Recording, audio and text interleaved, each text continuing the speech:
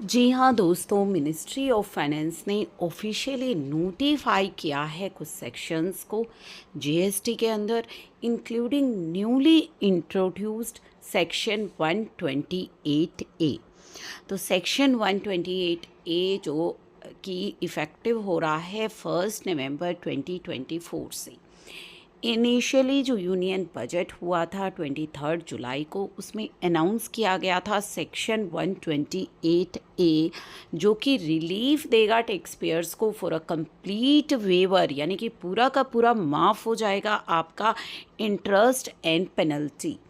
ठीक है, on certain non fraudulent, लेकिन वहाँ पे आपको देखना होगा कि non fraudulent GST demand notices जिनमें कि फ्रॉड इन्वॉल्व नहीं है, उन सभी डिमांड नोटिसेस जो आपको इशू हुए हैं जो नॉन फ्रॉडुलेंट है अंडर सेक्शन 73 के, तो वहाँ पे उन सभी केसेस में आपका कंप्लीट वेवर हो जाएगा इंटरेस्ट का और पेनल्टी का। With respect to the financial year कौन कौन से 17, 18, 18, 19 एंड 19, 20। तो ये जो सेक्शन 128 ए इंसर्ट किया गया है during the earlier years of GST implementation, tax payers को काफ़ी सारे चैलेंजेस आए। तो in response to promote the compliance and help the businesses move forward, ये जो जीएसटी पॉलिसी विंग है उनको काफ़ी सारी रिप्रेजेंटेशन रिसीव हुई जिनमें कि रिलीफ मांगा गया इंटरेस्ट एंड पेनल्टी का, reflecting the need to address the hardship जो उनके द्वारा फेस की गई है। देयरफॉर जो लॉ कमेटी है उन्होंने यहाँ पे वेवर दिया इंटरेस्ट एंड पेनल्टी का टू द डिमांड नोटिसेस जो आपको सेक्शन 73 में इशू किए गए हैं।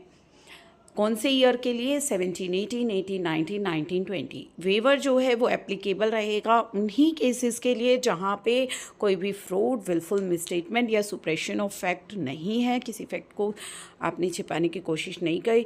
और ये जो वेवर है वो भी किस कंडीशन पर आपको दिया जाएगा? If the tax payer pay the full amount of tax demanded by 31st March 2025 as per the recommendation of GST council. यदि आप टैक्स की फुल पेमेंट कर देते हैं 31 मार्च 2025 तक, तो उन केसेस में आपको वेवर मिल जाएगा आपकी इंटरेस्ट का एंड पेनल्टी का। ठीक है, फुल वेवर आपको दे दिया जाएगा इंटरेस्ट एंड पेनल्टी का अगर आप फुल अमाउंट ऑफ टैक्स पे कर देते हैं 31 मार्च तक। Now, committee also recommended not to extend the waiver in respect of cases जहाँ पे कि fraud involve है या willful misstatement या suppression of facts का केस है, तो वहाँ पे किसी तरह का कोई वेवर आपके लिए नहीं है। जहाँ पे कि डिमांड नोटिस आपको इशू किए गए हैं सेक्शन 74 में, ठीक है, फ्रॉड के केस में, तो वहाँ पे जो है ये वेवर नहीं है। साथ ही एरनियस रिफंड के केसेस में भी ये वेवर एप्लीकेबल नहीं है। In case where interest and penalty already pay कर दी है आपने इन डिमांड नोटिस की, no refund shall be admissible, कोई रिफंड आपको उन केसेस का नहीं मिलेगा। 128 बार फर्स्ट अनाउंस किया गया था 53rd जीएसटी काउंसिल मीटिंग के अंदर। अब यहाँ पे जो टैक्स पेयर हैं इसका बेनिफिट ले सकते हैं इंटरेस्ट एंड वेवर का इन सभी ईयर्स के लिए। GST Council also recommended insertion of Rule 164, ठीक है, along with the certain form providing for the procedure and conditions। क्या रहेंगी, क्या प्रोसीजर रहेगा इन बेनिफिट्स को अवेल करने के लिए, तो उसके लिए रूल 164 जो है वो जल्द रिकमेंड किया गया है।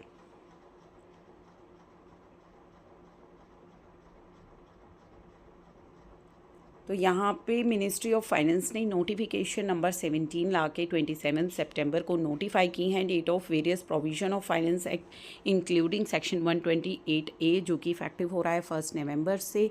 तो किस तरीके से प्रोविज़न है कि वेवर ऑफ इंटरेस्ट और पेनल्टी और both relating to demand raised under section 73 notwithstanding anything to the contrary contained in this act where amount is payable by person in accordance with notice अगर issue किया गया है section 73 subsection 1 में, या आपके पास कोई statement issue की गई है 73 सबसेक्शन 3 की, and where no order under subsection 9 have been issued, तो उन केसेस में भी ऑर्डर अगर पास हुआ है सबसेक्शन 9 में and no order pass under subsection 11 of section 107 और सबसेक्शन 1 ऑफ सेक्शन 108, तो इस तरीके से ये जो है आपका पूरा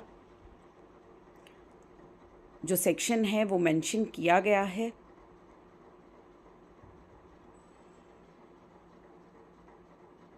कंडीशन आपको पता है इसको अवेल करने की कि रजिस्टर्ड व्यक्ति को फुल अमाउंट पे करनी है टैक्स की, जो कि टैक्स पेबल उसका बनता है एज़ पर नोटिस या स्टेटमेंट जो आपको इशू की गई है या ऑर्डर इशू किया गया है, और वो पेमेंट आपको करनी है 31 मार्च तक।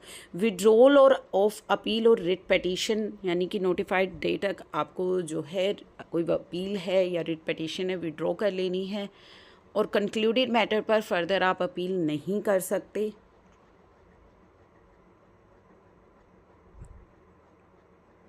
एक्सेप्शंस भी कुछ हैं, अगर इंटरेस्ट और पेनल्टी आपने ऑलरेडी पे कर दी है तो उसका रिफ़ंड आपको नहीं मिलेगा। In case of any amount payable by person of erroneous refund, तो उन केसेस पे ये सेक्शन एप्लीकेबल नहीं होगा। इसके अलावा ये पूरा जो सेक्शन है वो किस तरह से नोटिफाई किया गया है वो पूरा यहाँ पे एक्सप्लेन किया गया है। तो आप इस सेक्शन का बेनिफिट ज़रूर ले लीजिएगा इन केस आपका भी केस इसमें फॉल करता है और आप भी चाहते हैं